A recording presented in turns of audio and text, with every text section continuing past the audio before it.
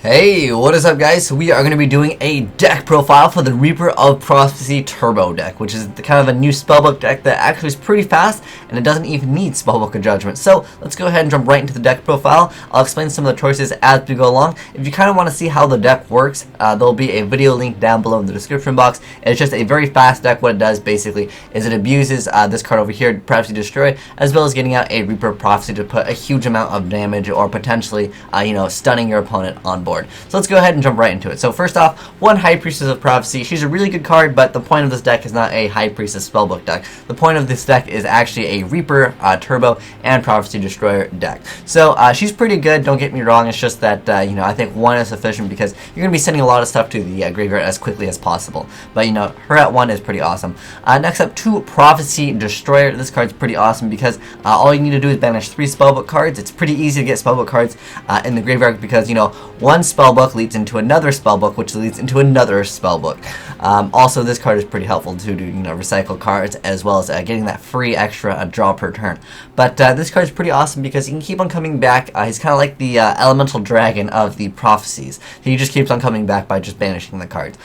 Next up, we have our Reaper of Prophecy. He's the card that you don't actually want to draw. However, if you draw him, it's not the end of the world. Sometimes you can just tribute like a Stoic if they don't happen to kill him because they don't want you to get the effect. Keep in mind, this card gets his effect regardless of how he's sent to the graveyard. He can be destroyed by battle, you can synchro with it, you can XYZ with it, because he just gets his effect whenever he's sent to the graveyard and he can't miss timing. So Reaper of Prophecy is a pretty awesome card. Basically what Reaper of Prophecy allows you to do, it allows you to go significantly more plus he's able to get you a really quick access to a rank 6 XYZ monster. Some of the really good rank 6 ones are Naruto the Moral Leader and Photon Strike Bouncer, and there are times where if you want to you can make a Magician Gal. Also there is the Chronology number 6. If you happen to have the effect, it's kind of cool just to do it, if you can successfully do it. Also Exebeetle is a really good card in this deck. But generally you'll be putting a lot of damage on board. He kind of sucks to draw though, like I said, but there is, 1 for 1, so I guess you can kind of discard him, but like I said, you can still tribute summon him, because he gets his effect when he's normal or special summoned, which does include using the Spellbook of Life.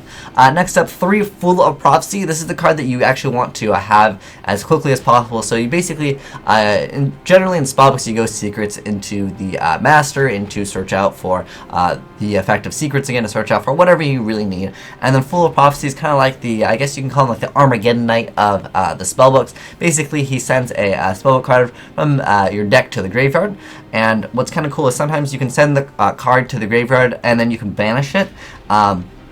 Depending on, if you happen to have a Prophecy Destroyer setup, and then if you happen to have a Spellbook of Eternity, you can instantly add that card to your hand. So you can kind of set up some of the combos in this deck, and I do like that a lot. But Fool of Prophecy is probably one of the best cards. So during the end phase, you tribute him as long as you activated his effect to someone to the graveyard. You get to special summon 1 level 5 or higher Dark Spellcaster type monster from your deck, which basically means you special summon Reaper of Prophecy. And the Reaper of Prophecy, as long as you have 5 or more, you get the effect to special summon another level 5 or higher Dark Spellcaster type monster from your deck. Usually you want to go for a Prophecy Destroyer, unless you happen to have no more targets, then yeah, of course, you go for the Reaper of Prophecy. However, you can only use the effect of Reaper of Prophecy once per turn, otherwise that'd be really lame. You'd be able to go Reaper of Prophecy into Reaper of Prophecy into Reaper of it'd be crazy. So yeah, you can only just go into Reaper into 1 Reaper of Prophecy, because he lets you special summon 1 level 5 or higher Dark Spellcaster type monster. You can even get Dark Magician if you wanted to, but let's be honest, Dark Magician not nearly as good as something like Prophecy Destroyer. But this card is pretty awesome. You have to have 5 or more spell cards to use that effect, but that's fine because you wouldn't be getting Reaper of Prophecy's awesome effect without that anyways. Next up, 2 Lila. You could opt to play Card Trooper instead. The only thing that I like with Card Trooper is he's able to run over Thunder King. Now, the benefit with Lila, though, is you're able to use Spellbook of the Master. Some cards, require you to have spellbooks or spellcaster type monsters, and unfortunately, Card Trooper is a machine. So Lila does help speed up the deck. Plus, it gets rid of some of the back row, because getting this guy bottomless kind of does suck, especially if you don't happen to have another one in the graveyard, or if you don't have the option to mill one relatively quick. Next up, 3 Stoic of Prophecy. This card is amazing. It works with Foolish Bear. Like I said, it doesn't miss the timing, so you can XYZ with it. You can do pretty much whatever you want with it. It's basically like Dandelion. Whenever it's sent to the graveyard, you get its effect. So I like this card a lot. Plus, it's a level 1, so you can use 1 for 1 with it. It's just such a fantastic card. I love it. Next up, Spellbook of Power. It's a pretty good card. I don't know why you wouldn't want to play this card. Sometimes it helps to run over a Thunder King. Originally, I was playing Card Trooper because of Thunder King, but Thunder Kings, I expected Thunder King to go 3, but now it's at 1, so you don't really have to worry about it nearly as much. But, Card Trooper definitely does put in some work against Thunder King. It makes your deck faster, point for point Thunder King, and you get to draw a card. It's so good. But Thunder King's at 1. Next up, Monster Gate. This card is really good, especially when you can, use it on a Stoic or Prophecy, because then you get your level 3, Prophecy monster, which is going to be your Fool of Prophecy, and then on top of that, you get to, potentially get out, a really good card. And if you happen to mill a whole bunch of Spellbook cards, you can get Reaper Prophecy out, then Reaper Prophecy activate his effect, then you can go off and make a Bouncer. Usually that's what I end up making, but there are times where Narita would be a better card. But Monster Gate is a fantastic card. I wish this card went to 3, or Reasoning. That would have helped this deck a lot even more. Next up, a Dark Hole. 3 Spellbook with Master. This card is too good not to play 3 of.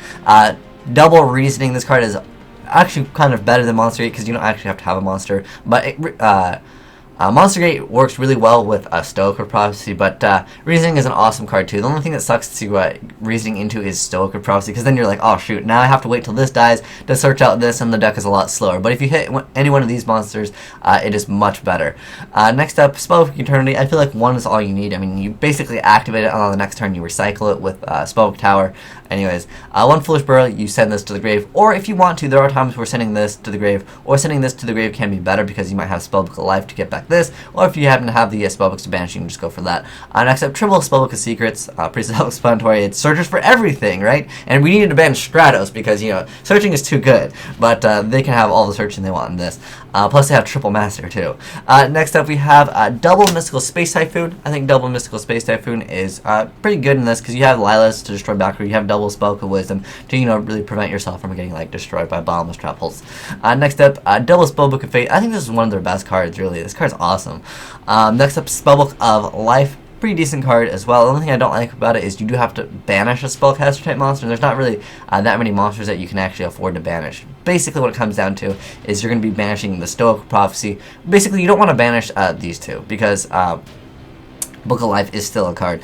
Next up, 2 Grand Spellbook Tower. I love this card. It's basically like free cards. And then for the traps, triple Breakthrough Seal because we are going to be milling cards a lot. With Lila, we're going to be using Reasoning, and we are also using Monster Gate. So that's going to mill a lot of cards to the graveyard. And I figure, let's just go with the Breakthrough Skill because if we mill it, it's technically kind of like an advantage for us anyways.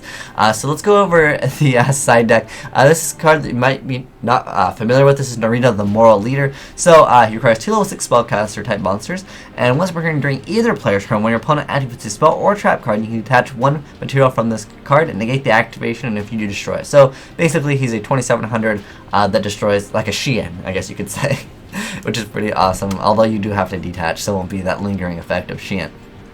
Next up, Photon Strike Brown, probably your go-to card generally because he stuns your opponent.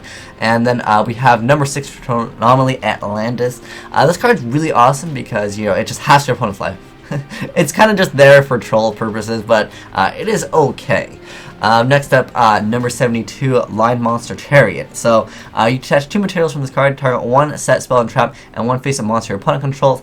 What's really awesome with this, if your opponent doesn't actually set their cards, there's an option in DevPro to actually make it so you can set your cards wherever. Generally, it'll always be straight down the middle, so if you summon this, you basically get free pluses because unless they check the box that allows them to set the card wherever they want, they're going to have a bad time against this card. This card's pretty awesome. It's kind of one of those trolly, so you'll pull it off and someone will be super salty about it because they'll be like, why do you even play that? That doesn't even exist. They don't see it coming, really, is what happens. Next up, Gauntlet Launcher. If you happen to, need to get rid of 1 specific card, it's just there. Next up, Panji Magi, Magician Gal. She's not bad either.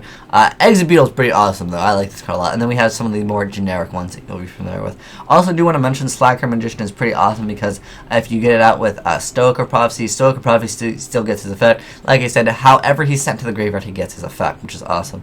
Next up, just this card. I love this card so much. It works wonders. There's also Black Strip of Corn if you want to get rid of Marshmallow and stuff. But generally, I've been liking this card a lot because sometimes if you move someone's like Gotcha, you can just put in a whole bunch of damage. Although there are times where making something like a Black Strip of Corn is better because sometimes against something like a Zenmain is just a lot faster and you don't have to actually attack. Next up, I did want to mention some players were like, why don't you play the blue guy, the Spellbook Magician of Prophecy? The problem with this guy is he doesn't get his effect when he's special summoned. So if you go reasoning into him, he sucks, and he doesn't do anything at all. He's literally just a spellcaster that'll go to the grave. Like, that's completely it, which is kind of unfortunate. If you got his effect when he was special summoned, I would definitely use it. Or if you can reasoning or monster gate and set him face down, I would definitely run him. But unfortunately, he only gets his effect when he is normal summoned. So if you want to, I guess you can play him. But like I said, if you mill him or if you reasoning or monster gate into him, he sucks. He doesn't do anything, and it's just going to make your deck a lot slower. So I opted to just play the Stoic Prophecies and the Lilas. Basically, every card that you'll be hitting off of a monster gate and a reasoning is going to net you some type of plus. Like a Stoic Prophecy is probably the worst card that you can actually hit off of it, but it's still not bad because you still get to add the Fool of Prophecy, which then sets you up for next turn to summon it, and then, you know, send one spellbook card to the graveyard. So that is going to be it for the deck profile. It's a very fun deck, but it's not the most consistent deck. It's kind of one of those sacky decks where you activate reasoning and you just kind of hope, or you activate monster gate and you just simply hope. But since there is a very low monster count in this deck, you can technically mill usually about 4. I'd say 4 cards is not, unlikely to hit into the graveyard. Plus, you'll probably have activated at least 1 secrets because this card is so searchable.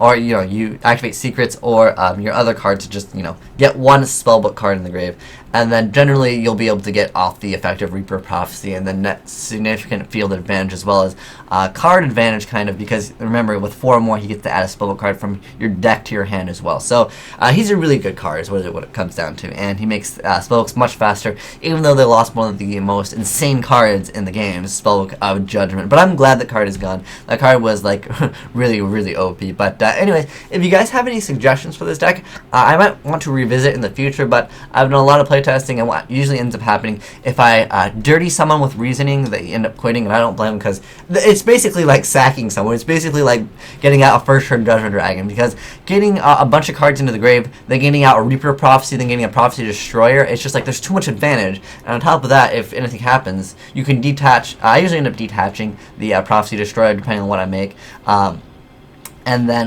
what usually happens is I end up making this card a lot, and then what I do is I just detach the Prophecy Destroyer, and then they have no monster on board, and I just try to push for a lot of damage because this guy's 25, and this guy over here, where's it? This one over here is 24. So you can put a decent amount of damage on board. You can almost get them to the point where they're about to lose. Like basically one more attack after your Gauntlet Launcher and your Prophecy Destroy attacks. If you happen to have another Prophecy Destroy, yeah, you can definitely push for a game quite fast in this deck.